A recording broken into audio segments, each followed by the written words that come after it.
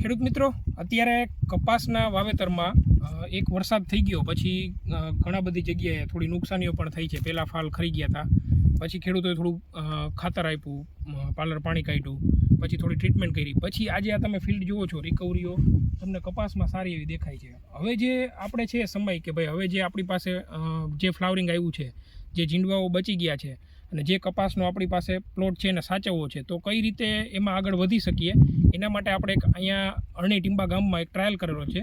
તો આપણી સાથે ત્યાંના એક આગેવાન ખેડૂત છે, એમને મળીએ કે એમને શું ટ્રીટમેન્ટ કરી હતી અને શું ફાયદો જણાય છે.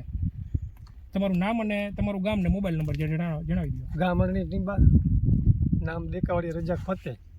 યુનિટી કંપનીનું હોલો અને કુબેરા એ આમાં છંટકાવ કરેલો છે, એનું આ રિઝલ્ટ છે.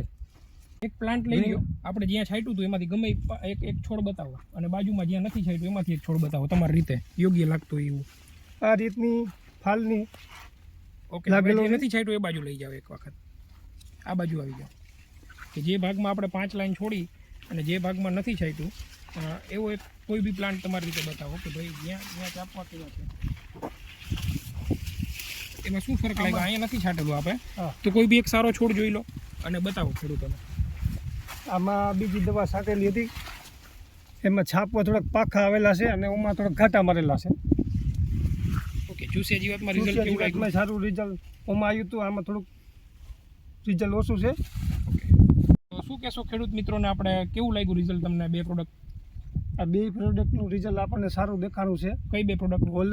હોલો રહી એ ચૂસિયા જીવાત માટેની છે અને સફેદ માખીની છે, એમાં પણ સારું રિઝલ્ટ મળ્યું છે. અને કુબેરા એ પણ ફાલમાં ટૂંકી દાંડલી ફ્લાવરિંગ લાગેલું છે અને જ્યાં ઝાઝા સાપવા લાગેલા છે, ફ્લાવરિંગ ગ્રીનરી બધું સારું જ છે. ઓકે.